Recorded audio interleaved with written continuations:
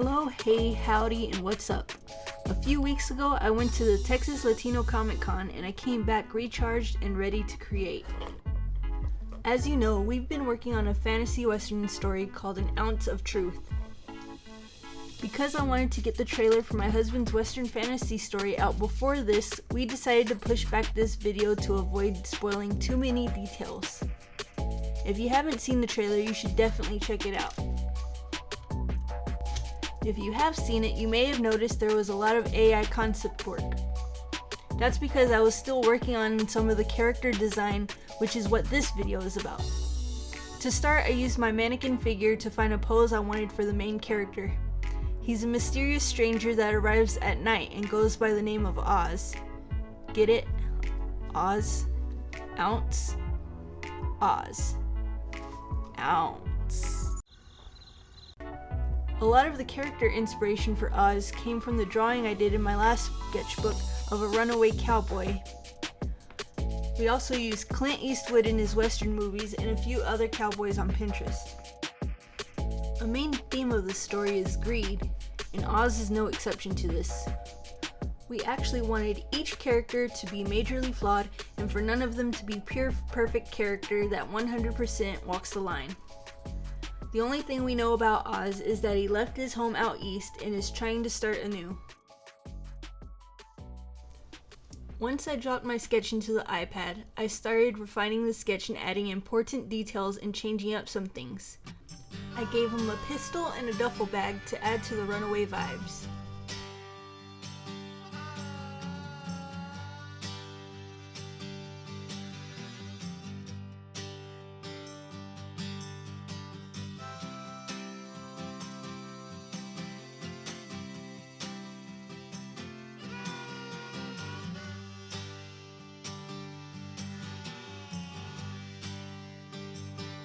He is inspecting a crystal which will come into the story later.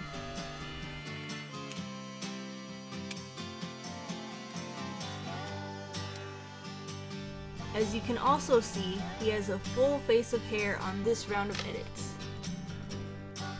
I actually really liked him with facial hair, but I was falling into the rut of giving everyone the same face and I wanted to differentiate between the characters. In the end, I felt like the other character deserved the facial hair more, and as a part of Oz running away, he shaved his beard to be unrecognizable.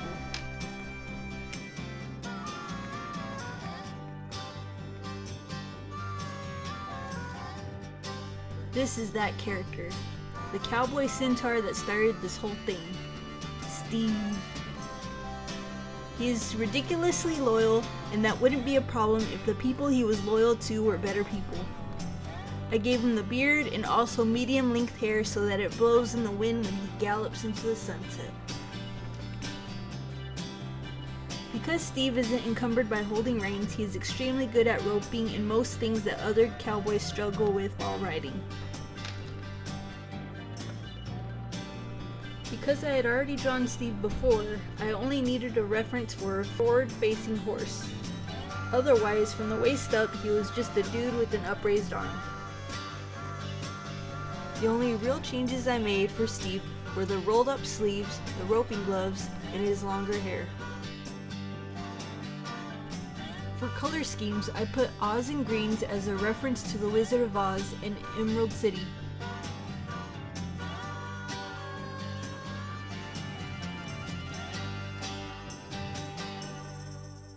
And I left Steve in the red and brown outfit that I had previously drawn him in.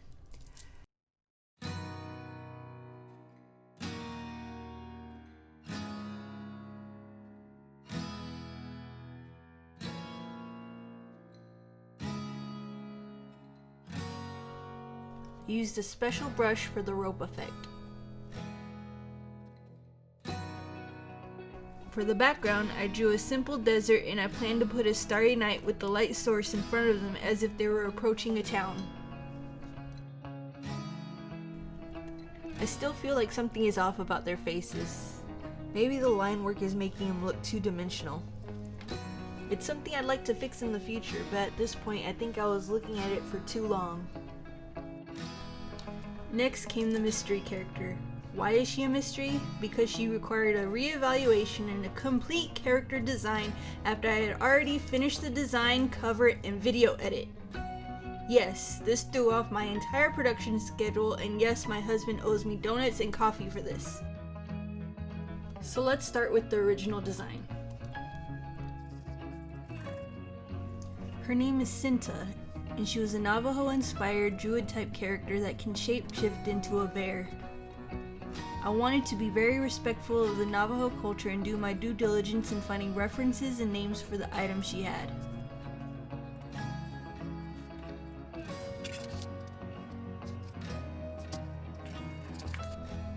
She wore deer hide wrap-style moccasins and had a traditional Dene hairstyle.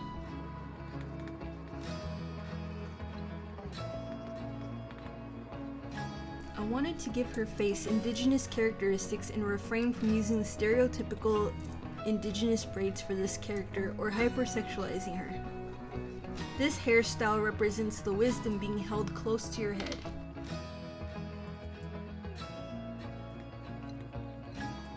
I found a lot of conflicting information regarding bears in different indigenous cultures in the plains. Some sources claim that they're evil like owls or coyotes. Since we're sticking with Navajo, they are seen as a symbol of wisdom and health, which is great considering she's a druid. Because of all the symbols of wisdom, I felt like the best color for this duo was blue. I wanted to show that she was turning into the bear, so I gave her a jumping fighting pose with her hand ready to claw someone as she shifts. I drew the bear behind her so that she wasn't covered, almost like its spirit was being summoned forward with its paw up, synchronized with hers.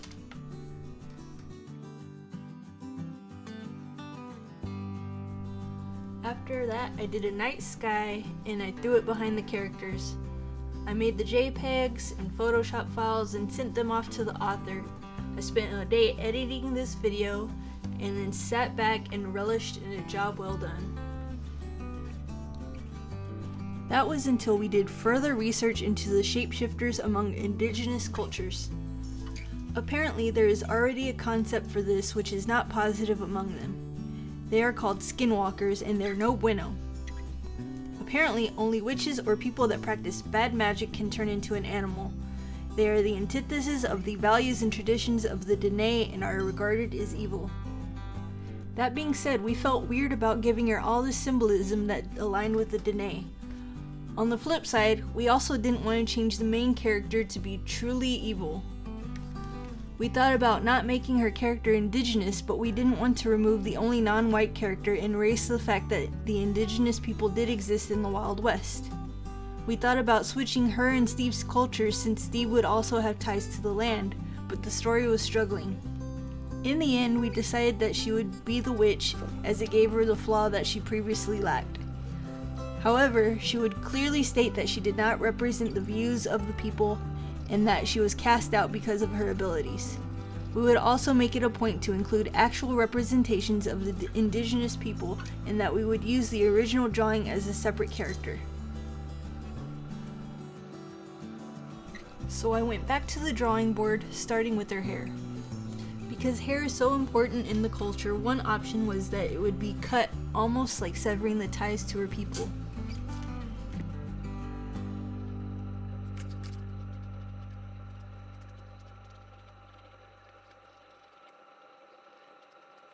Because she would no longer be representing her culture, I felt like her wardrobe should also change. I tried different styles referencing saloon girls and other Western wardrobes, and I found that the flat hat would accentuate her witchiness. I tried her at extremely feminine and also more masculine with an oversized men's shirt. I wanted her to be able to hike and run and freely be her bare self, but also be a little mysterious and ruthless. In the end, we chose the oversized shirt, cinched with the corset, with a worn skirt overlaying pants and boots.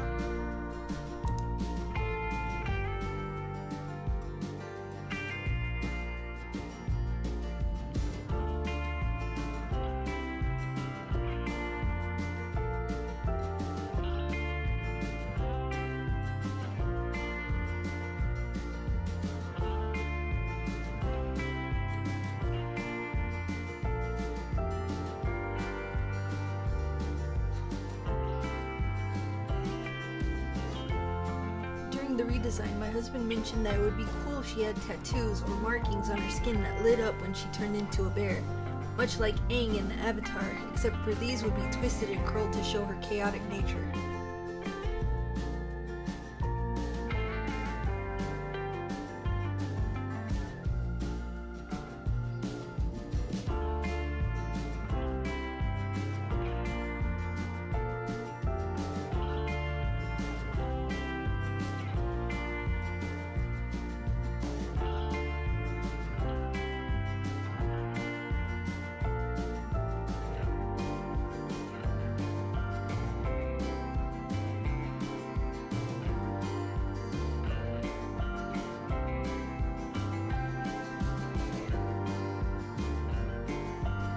I kept the spear, but turned it into a walking stick or a staff, and I gave her a knife to use to collect samples and ingredients.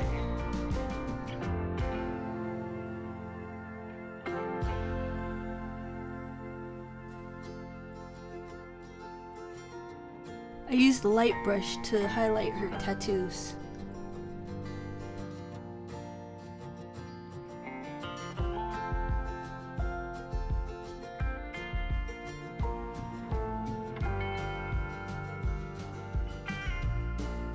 Each character had at least 4 layers dedicated to them, and because Procreate only allows 13 layers to work with, I had to get a little inventive. I duplicated the original file 3 times and condensed each one into one of the 3 characters and saved them separately. Then I imported them into the main picture so that they only took up 1 layer each. If anyone has better ways of doing this, send me a message or drop it in the comments. I'm still fairly new to digital art, and most of what I know is from other YouTube videos.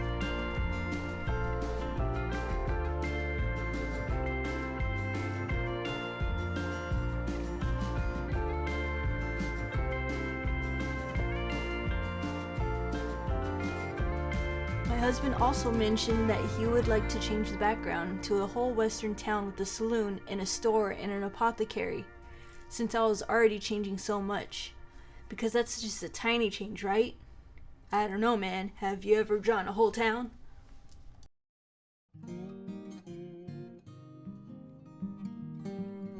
Looping back around to the Latino Comic Con, it was super great to talk to other Latino artists and see the culture in comics.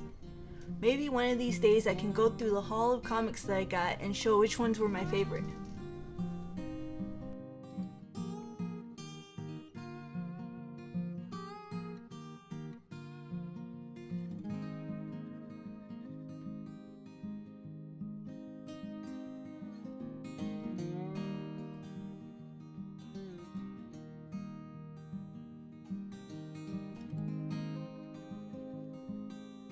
While coloring this monstrosity, I threw in some lights in some of the windows, and a moon and stars in the sky.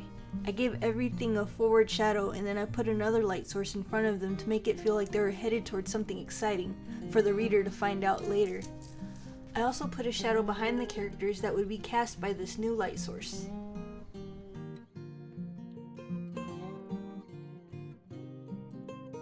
The only thing left to do is throw on my signature and look at the final piece.